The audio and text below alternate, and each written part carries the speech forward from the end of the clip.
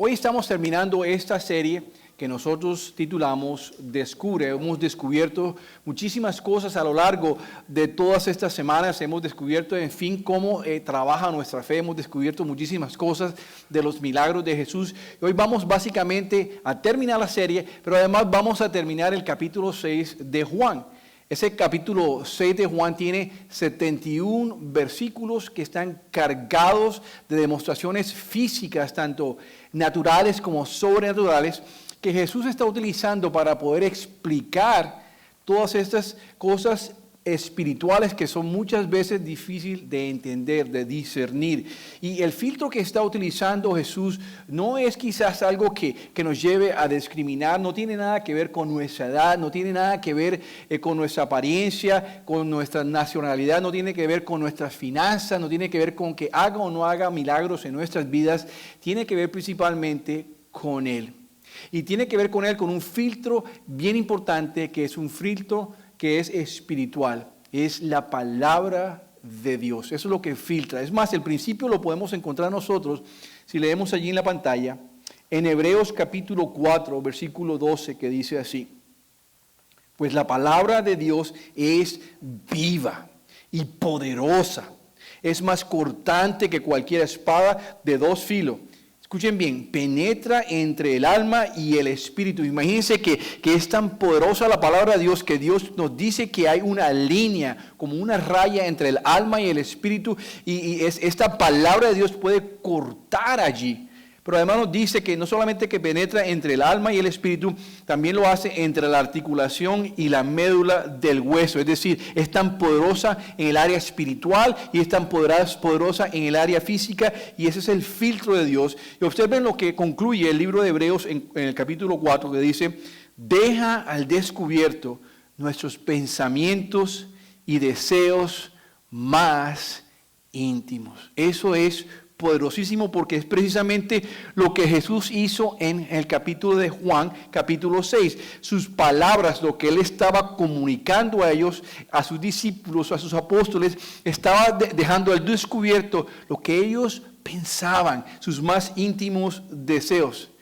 Lo que sucede a ellos y nos sucede a nosotros es que muchas veces estamos convencidos de nosotros mismos, o estamos convencidos de cómo Dios va a actuar en diferentes circunstancias. Quizás muchas veces estamos convencidos de que vamos a saber cómo reaccionar si perdemos el trabajo, o cómo vamos a reaccionar si perdemos la casa, o si algún familiar está enfermo, o inclusive si experimentamos la muerte de un ser muy querido. Creemos que sabemos cómo vamos a reaccionar, pero no es así. Muchas veces también pensamos que tenemos claridad de cómo Dios debe operar en nuestras vidas, de qué las expectativas que tenemos de Dios, de cómo Él debe contestar nuestras oraciones, de cómo Él debe contestar aquellas cosas que son necesarias en nuestra vida.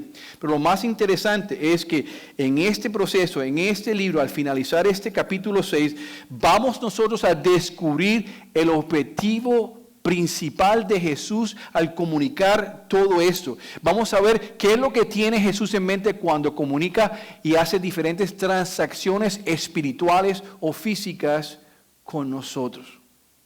Podríamos decir entonces que Juan es un libro hecho en escenas, así como una película, escena 1, escena número 2, y hay varias escenas que van a ilustrar visualmente el amor de Jesús, la deidad de Jesús y el poder de Jesús. Podríamos decir que está dividido en 5 escenas principales, como bloques que van construyendo un bloque sobre el otro y sobre el otro a medida que va avanzando Jesús sobre el capítulo 6, porque Él tiene un desenlace. Hay algo que quiere comunicar, es algo que nosotros nos queremos llevar hoy. Ese es el mensaje de hoy, porque Él quiere prepararnos para que nosotros llevemos una vida efectiva mientras que estamos aquí en la tierra. Una vida efectiva para con nuestras familias, una vida efectiva en el colegio, en el trabajo, y una vida efectiva en el ministerio al que Dios nos ha encargado. Para eso Jesús llega al final de este capítulo y básicamente está poniendo una pausa, como que antes de entrar al capítulo 7, antes de entregarnos toda esa información, Él hace una pausa a sus discípulos y les hace una pregunta a ellos, que es la misma pregunta que nos tenemos que hacer hoy al final de ese mensaje? Es la pregunta que tenemos, porque nos va a ayudar a tomar los siguientes pasos dependiendo de dónde cada uno se encuentre en su andar cristiano. Así que vamos a ver estas 5 escenas. Las primeras 3 son un repaso, simplemente las voy a mencionar. La primera dice así, está en la pantalla. La primera escena es la multiplicación de los panes y los peces, donde Jesús nos demuestra que Él es nuestro proveedor. Y allí vimos básicamente de que Jesús toma aquellos panes y peces, aquello que parece insuficiente, y lo eleva a Dios y da gracias a Dios por eso. Dios toma aquello que parece insuficiente y toma nuestras imposibilidades y prepara de eso, saca de eso algo sobrenatural, algo muy bueno. Aprendimos que Dios coge eso y lo rompe más, quizás muchas veces rompe nuestras vidas, rompe nuestros corazones para llevarnos a algo mucho mejor. En la segunda escena es cuando Jesús sobrenaturalmente camina sobre el agua para que sus apóstoles puedan comprender su identidad como el Hijo de Dios. Vemos que en esa escena finalmente cuando Jesús entra en la barca, ellos literalmente dicen, verdaderamente este era el Hijo de Dios. Y decíamos nosotros, bueno, ¿qué estaba pasando durante el año y medio que ya anduvieron con Él? ¿Quién pensaban que era? Pero llega hasta el año y medio en su vida, en su andar con Cristo, que ellos reconocen eso y muchas veces nos va a pasar a nosotros de la misma manera. Pero lo interesante de esta segunda escena es que Jesús de una manera sobrenatural nos muestra que Él va a hacer lo necesario para llegar a nosotros. En el caso de los discípulos, caminó sobre agua para llegar a donde estaban sus discípulos. Pero Jesús siempre va a hacer de manera sobrenatural lo necesario para llegar a nosotros, como venir y descender del cielo a la tierra, hizo lo necesario para llegar a nosotros. Como venir y caminar de lo que era la cuna a la cruz para venir y llegar a nosotros, hace lo necesario siempre para llegar a nosotros. Pero además, vemos que Jesús entró en su barca y cuando entró en esa barca, inmediatamente todo se calmó. Y lo hizo sin tener que pronunciar algo, sin tener que decirle al viento que se calmara. Simplemente la presencia de Jesús en la barca causó esto. Forma muy similar cuando permitimos que Jesús entre a nuestras circunstancias. Cuando permitimos que Jesús entre a nuestra vida. Cuando lo aceptamos como nuestro Señor y Salvador. Cuando es Cristo en nosotros. A pesar de que existan muchas tormentas alrededor de nosotros, existe el potencial que en nosotros, dentro de nosotros, exista esa calma, esa paz, que no estemos afligidos, que no estemos controlados por la depresión, porque la presencia de Jesús, a través de su Espíritu Santo, mora en nosotros.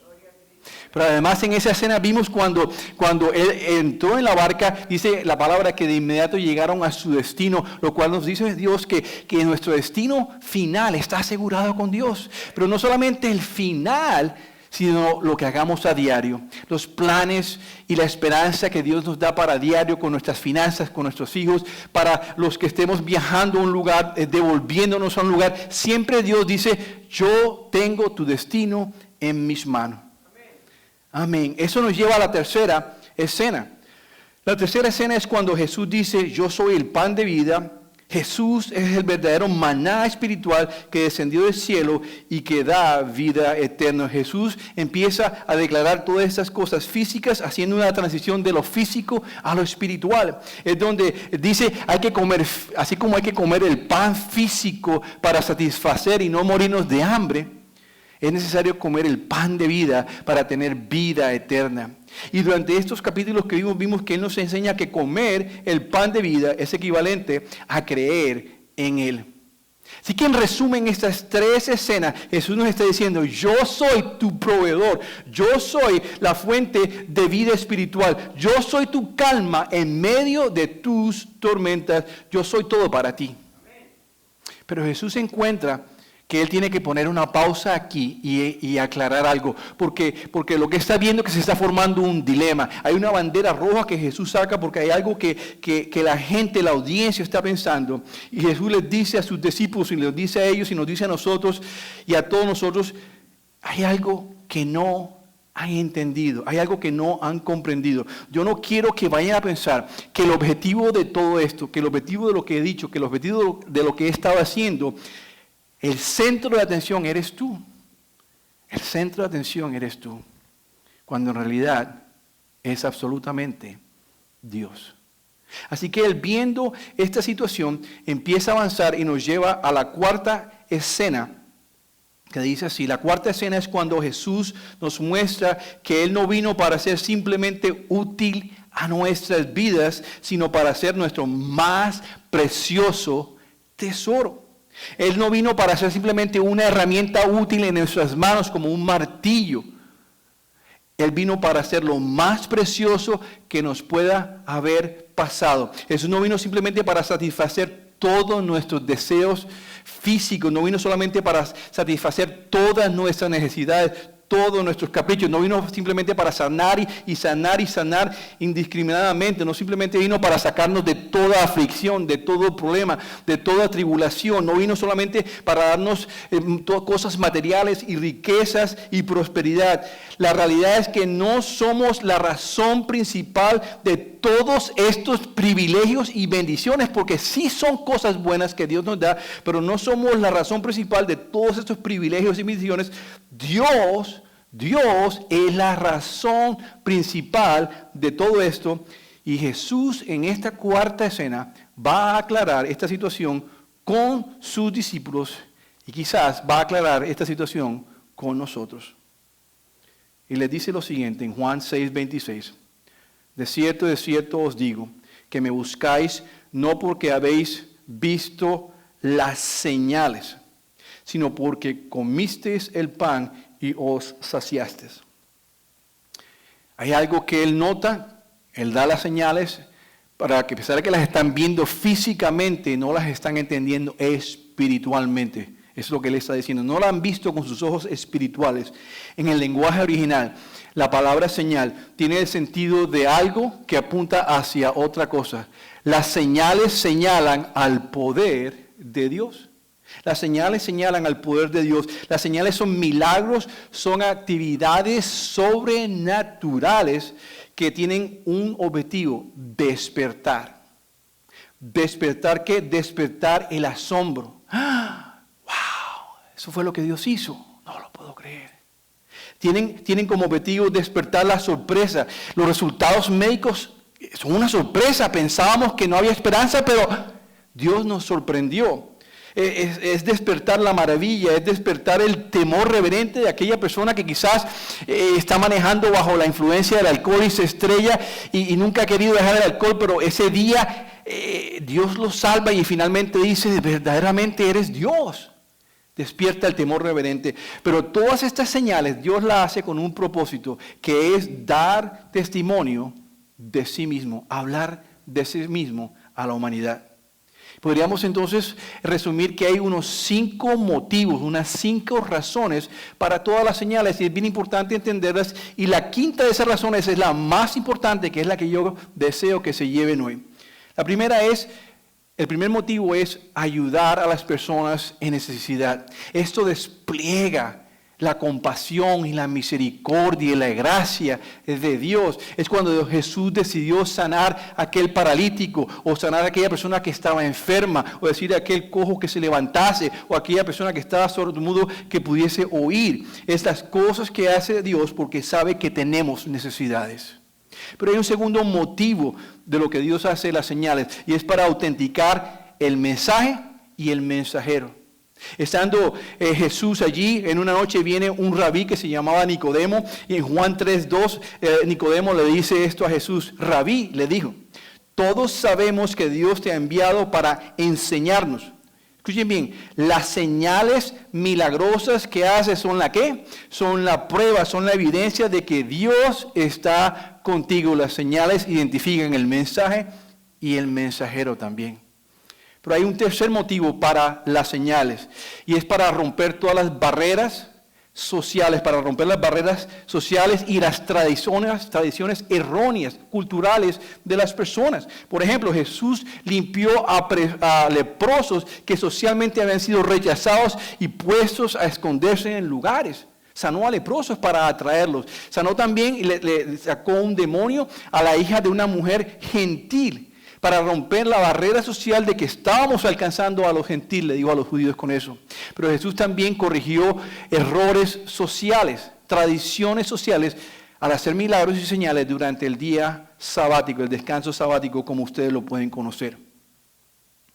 Eso nos lleva al cuarto motivo, y es para anunciar que el reino de Dios se ha acercado y el poder detrás del reino.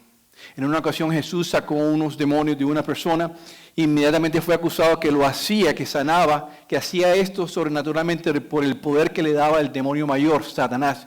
Y él tiene que corregir esto diciéndole a ellos en Mateo 12:28 lo siguiente.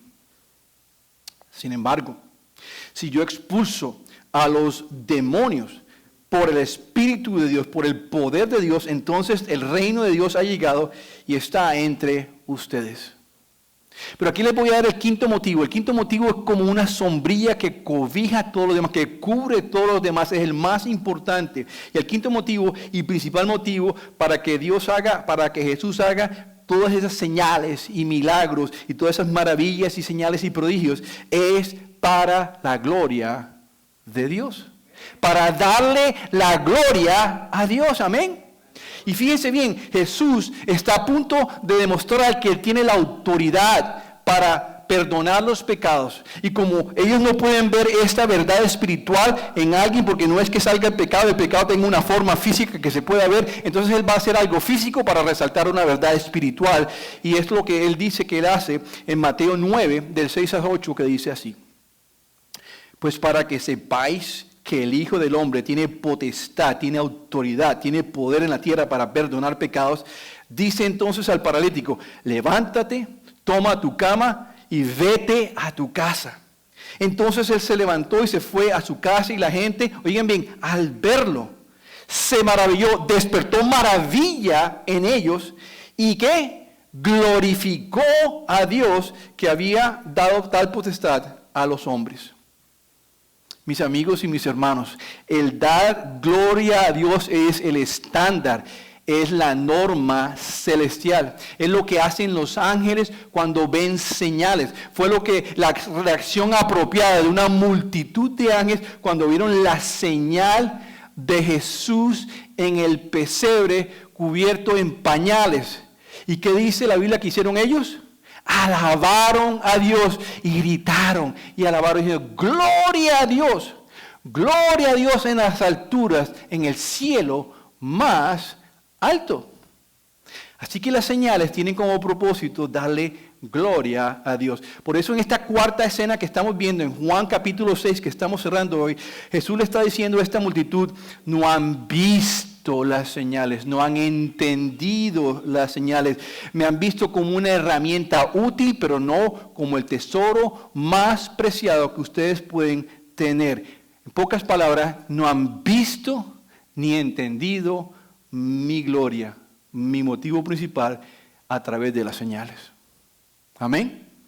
Entonces, Jesús vino a cambiar nuestros deseos, porque todos nuestros deseos son terrenales, es buscar las cosas de este mundo.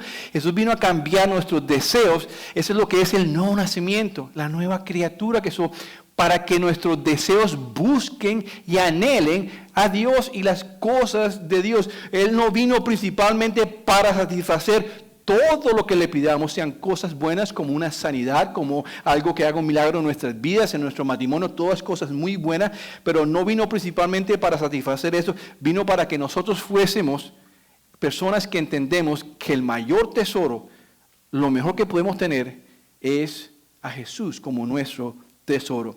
Así que ¿cómo podríamos recibir nosotros? ¿Cómo podríamos definir ustedes si les preguntan qué es una señal? Literalmente es gloria viniendo a la tierra. Vamos a repetir eso. ¿Qué es una señal? Gloria viniendo a la tierra. Amén. Eso lo podemos ver en Juan 1:14 que dice así. Entonces la palabra, el verbo de Dios, Cristo, se hizo hombre, es decir, se cubrió con carne, se cubrió con humanidad, cubrió su gloria inmensa, la cubrió con humanidad, la tapó para nuestra bendición. Y dice, y vino a vivir entre nosotros, estaba lleno de amor, inagotable fidelidad. Y hemos visto, ¿qué? Hemos visto su gloria, la gloria del único Hijo del Padre. Amén. Vemos nosotros cuando Pedro, Santiago y Juan estaban ayer en aquel monte que llamamos el monte de la transfiguración, donde ellos pudieron ver la gloria de Dios, la gloria de Jesús, y ellos se maravillaron que no saben ni qué hacer. Por eso aquí ellos dicen, vimos su gloria como la del unigénito Hijo de Dios. Fíjense esto que es muy interesante. El sol, emite rayos de luz. Y esos rayos de luz hacen cosas buenas para nosotros. Nos dan un buen bronceado, quizás nos dan calor si tenemos un poco de frío. También facilita que las plantas crezcan, secan quizás aquella ropa mojada que está en el patio. Pero nosotros estamos claros, es lógico que podamos entender que reconocemos que la fuente de todo eso es el sol. Miramos y decimos, wow, a tal punto que podemos seguir los rayos del sol hasta el sol y decir, wow, qué tremendo ese sol, qué grande y magnífico, qué poderoso es que hace todas estas cosas buenas aquí en la tierra. Así, mis amigos, así, mis hermanos, es Jesús con la gloria de Dios. Jesús es la gloria de Dios en la tierra. Y esa gloria de Dios en la tierra, Jesús también hizo cosas maravillosas. Sanó leprosos, multiplicó panes y peces, sacó demonios, calmó el viento y muchas cosas más. Hizo todas estas cosas, pero podríamos decir lo siguiente, es importante que tengamos esto en mente, es algo de lo que quiero que se lleven. Podemos decir lo siguiente del rayo de gloria. Y va a aparecer allí en la pantalla. El objetivo del rayo de gloria de Dios, oigan bien, el objetivo de Jesús, que es el rayo de gloria de Dios, no era que las personas fijaran permanente su mirada en el producto, en los peces, en los demonios que sacaron, en los milagros, en la sanidad. El objetivo no era que el rayo apuntara y uno se quedara mirando eso. No, dice claramente sino que nos quedáramos mirando en el proveedor de milagros, no en el producto, sino en el proveedor del milagro. No nos quedamos mirando hacia aquí, sino hacia allá. Así que por eso las señales de Jesús fueron diseñadas para que nosotros pudiésemos devolvernos a través de los rayos del Hijo de Gloria y poder reconocer al Padre y pudiéramos decir, ¡wow! Qué grandioso, qué inmenso, qué maravilloso es Dios y toda la gloria de Dios. Amén. Entonces eso es lo que Jesús está viendo allí en esta escena en Juan capítulo 6, que sus discípulos, los apóstoles y los discípulos están enfocados en lo que tienen aquí en vez de seguir los rayos de luz a través de las señales. Por eso le dice, han visto mis señales con sus ojos, pero no con su corazón espiritual. Así que Jesús sí había venido de parte de Dios para medidamente bendecirnos con milagros y cosas sobrenaturales, las bendiciones de los milagros, las bendiciones de las señales, las bendiciones de las sanidades, las bendiciones de todo lo sobrenatural, pero medidamente.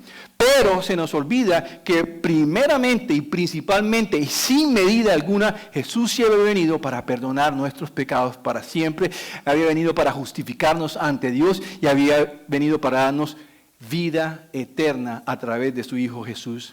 Amén. Entonces Jesús, ahora que ya tiene esto en su mente, ahora quiere comunicarle esto a la audiencia que está allí en capítulo 6 de Juan. Se lo quiere comunicar a esta audiencia que está aquí en CIU hoy.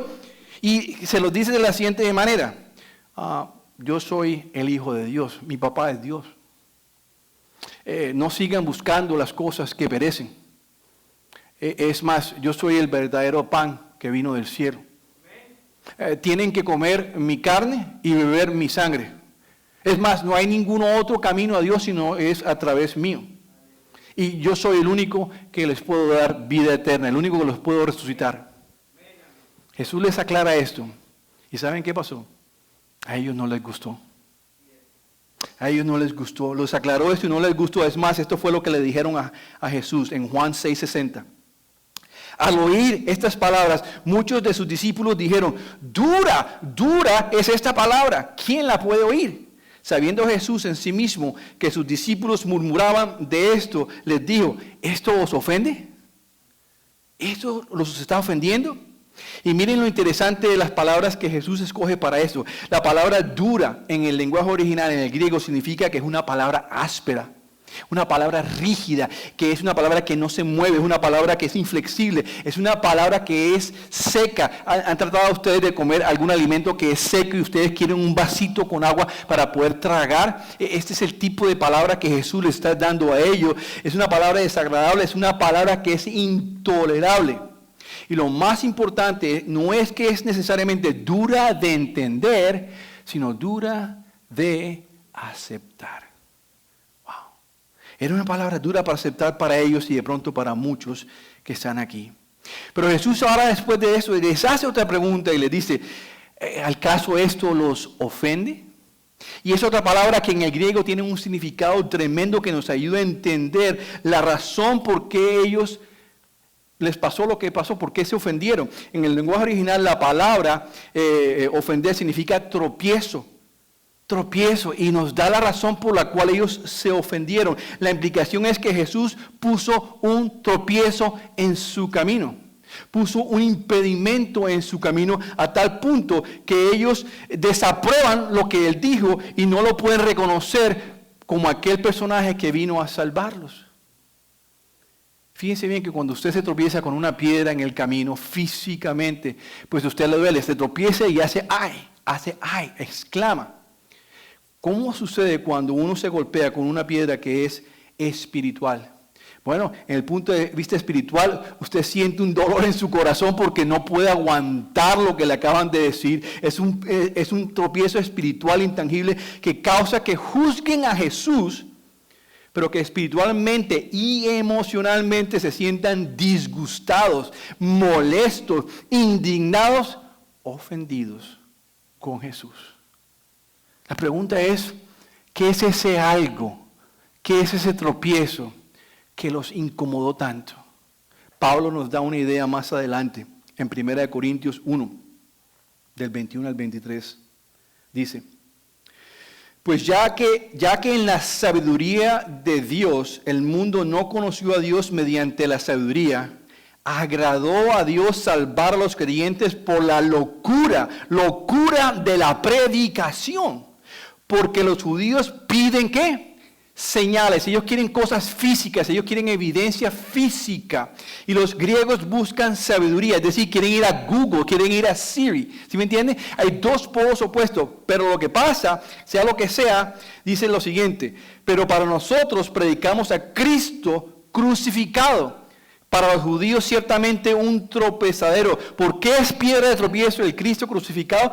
Porque Cristo es el Mesías, es el eterno Dios. Y ellos nunca se imaginaron que Él iba a tomar un cuerpo humano y iba a sacrificarse por ellos. Por eso todo lo que Jesús decía era blasfemia para ellos. Ellos se imaginaban el Mesías, ese Salvador que venía como un general a salvarlos y sacarlos de la opresión. Y por eso para ellos que predicaban el Evangelio a Cristo crucificado, para los judíos ciertamente era tropezadero y para los gentiles era una total locura. Así que los judíos estaban fascinados con las obras y las señales y milagros de Jesús. Querían más y más y más, pero tropezaron con la locura de sus palabras. Y eso es en sí lo que es la cuarta escena. Eso nos lleva a la quinta y última escena.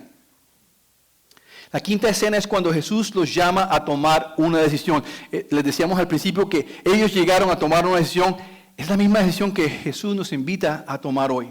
¿Cómo reaccionaron todas esas personas, esa audiencia, a las palabras de Jesús? Bueno, Juan 6, 66 al 69 nos dice, oigan bien, a partir de ese momento, diga conmigo muchos de sus discípulos se apartaron de él y ¿lo qué? Lo abandonaron.